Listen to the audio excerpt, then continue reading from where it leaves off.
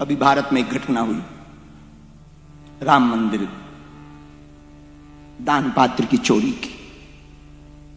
हम बाहर भी थे, न्यूज़ों में तो खबर मिली, पर कुछ कहा नहीं तो लोगों ने, पूरे भारत ने चलाया। बागेश्वर बाबा मौन है, चुप है, कुछ कह ही नहीं रहा, वाईफाई फेल है, कुछ बोल ही नहीं रहा। अब क्या बोले, जिन्होंने भगवान को नहीं छोड़ा वो हमको क्या खाक छोड़।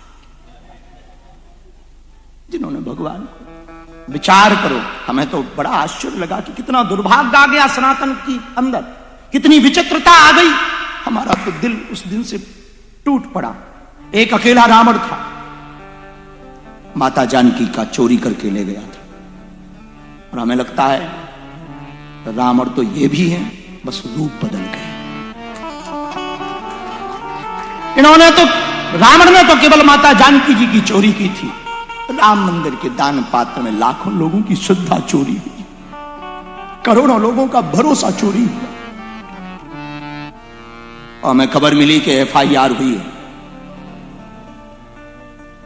अभी और जांच हो और पकड़े जाएंगे, पक्का है, और पकड़े जाएंगे। लेकिन ये तो ठीक है, इतना हम कह सकते हैं, ज्यादा तो नहीं, और कह भी दें तो कोई बुराई नहीं, सच तो सच है, और जिसको बुरा लगे भला लगे वो उसका अपना काम। हम इतना कह सकते हैं, रावण ने माता जानकी जी की चोरी की थी, उसका परिणाम यह निकला कि 7 परिवार सहित नाश हुआ।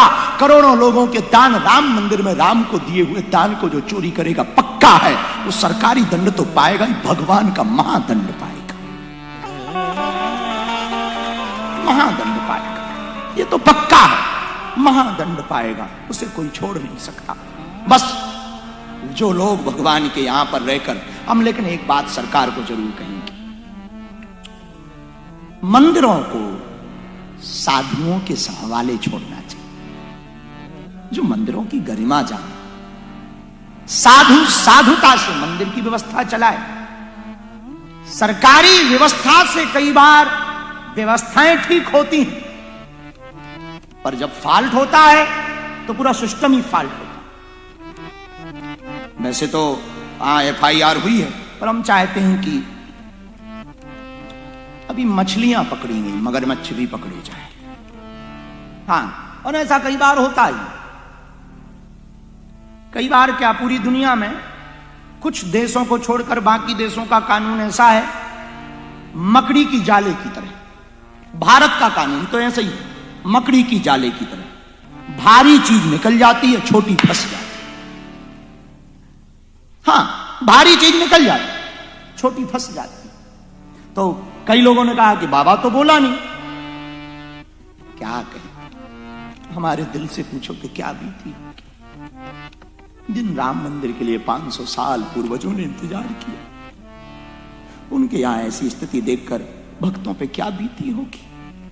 पर हमारे बोलने ना बोलने से कोई फर्क पड़ना नहीं, क्या कहें। इसलिए तो भैया ठीक है, भला है, तो तुम कुछ कहोगे तो भी लोग बोलेंगे, और नहीं कहोगे तो भी लोग। हमारे साथ तो यही होता है।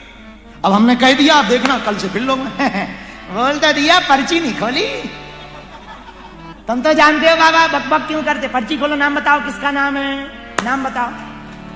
अब हमने यदि नाम बता ही दिया तो वो हमको निपटा देगा,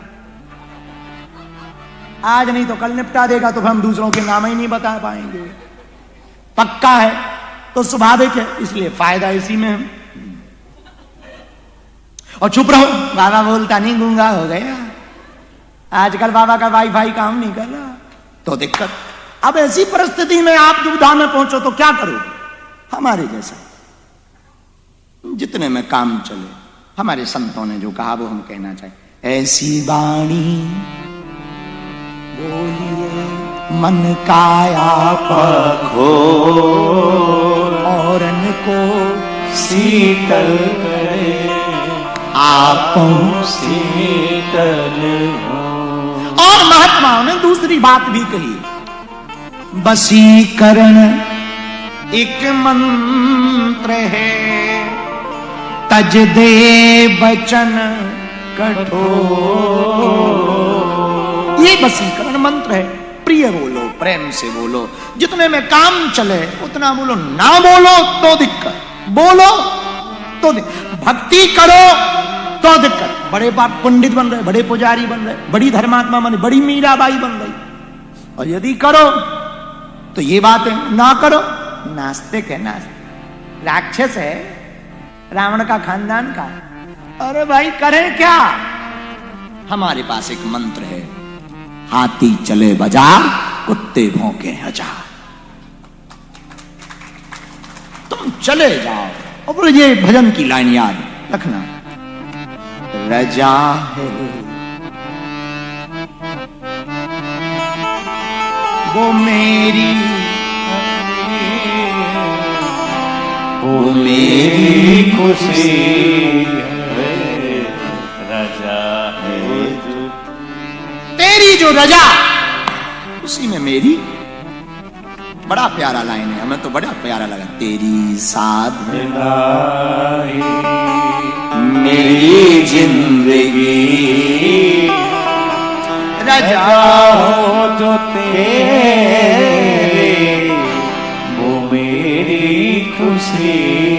इसलिए आज की कथा का ये 2 सूत्र याद रखना, मध्य मार्ग और समर्पण। मध्य मार्ग और 2 समर्पण, बच्चों के जैसा। मध्य मार्ग हमने बता ही दिया, कौन सा मध्य मार्ग? ये हनुमान जी ने का रास्ता है। किसका रास्ता है मध्य मार्ग? हनुमान जी का रास्ता है।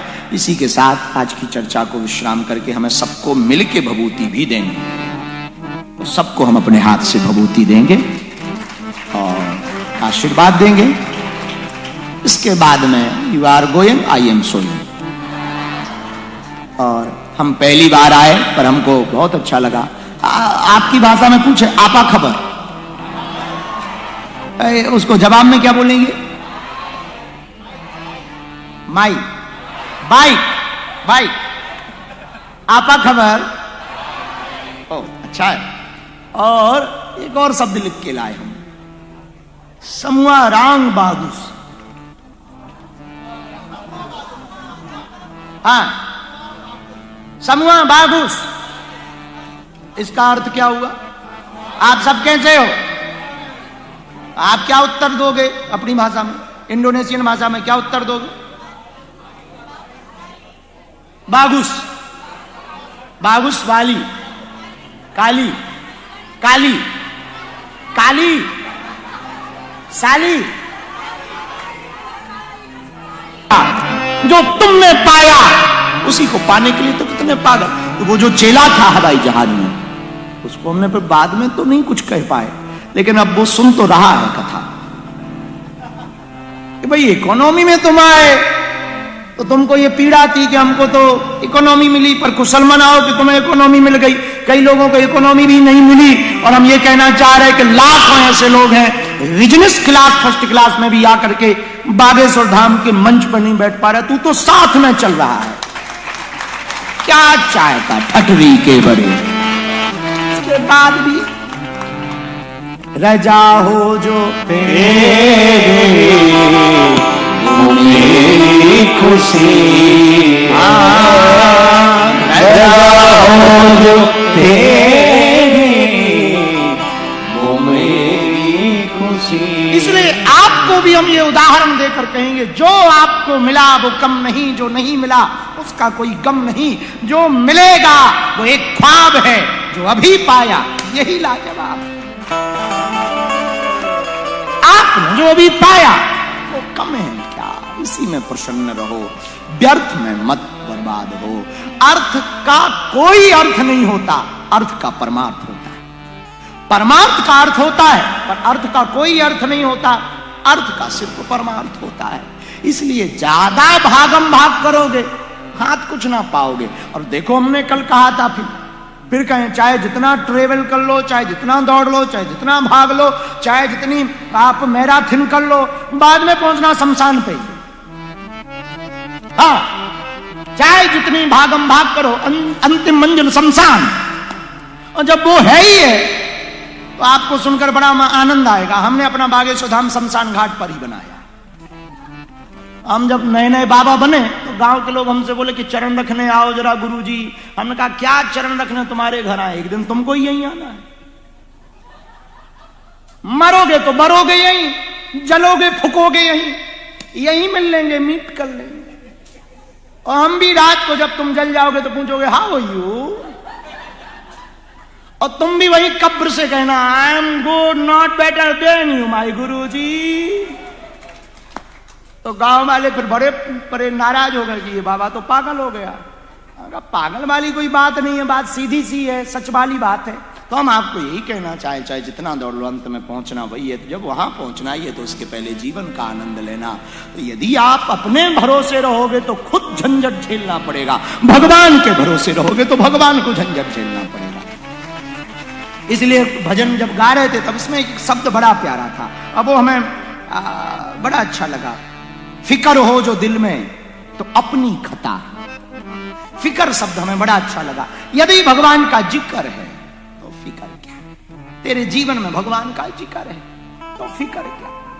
तो प्रहलाद जी ने तो यही कहा, भगवान ने पूछा कि डर नहीं लगा, बोले काहे का डर, आपका जिक्र था तो डर नहीं लगा। सांप से कटवाया, पहाड़ से फेंका, मीरा से कहा कि तुम विष पी गई, तो भगवान, मीरा कहती है ठाकुर तुम विष कह रहे हो, महाविष भी दो, मैं भी पी जाऊं, अभी पी जाऊं।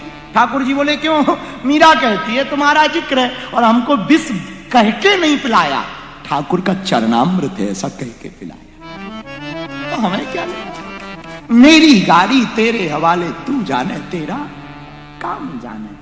वो भगवान को करना बोला। ये भगवान के भक्तों के उदाहरण है। इन लोगों ने आनंद पाया, इससे सिद्ध होता है कि आप भी आनंद पा सकते। हम आपसे कहना, महात्माओं के पास कुछ भी नहीं होता फिर भी वो खुश रहते, हम लोगों पे सब कुछ है फिर भी दुखी। और तुम पागल हो कि महात्मा पागल, हमें समझ ही नहीं आता है। बताओ, हम पे अपन लोगों पे गाड़ी है, मकान है, कपड़े है, परिवार है, फिर भी दुखी है। अरे महाराज, और महात्माओं पे कुछ नहीं फिर भी। अब बताओ, वो पागल कि तुम पागल, हम लोग पागल कि वो पागल। फिर अंत में यही समझ में आता है कि वो तो ठीक है। हमने अक्सर एक बात कही है, एक बात हमें फिर याद आ गई तो हम कहें, एक अकेले मजनू को पूरी दुनिया पागल समझती है। एक अकेले मजनू, जानते हो, प्रेमी, प्यार करने वाला आदमी। भारत में बड़ी प्रसिद्ध है वो प्रेम स्टोरी, मजनू लैला। एक अकेले मजनू को पूरी दुनिया पागल समझती है और एक अकेला मजनू पूरी दुनिया को पागल समझता है।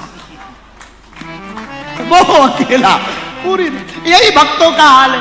तो कई लोग हैं, तुम भक्ति करोगे तो तुम पर आरोप लगाएंगे, कमेंट करेंगे, तरह तरह की बातें करेंगे। तुम घबराना नहीं, वो भी भगवान की कृपा समझना, वो भी ईश्वर की कृपा।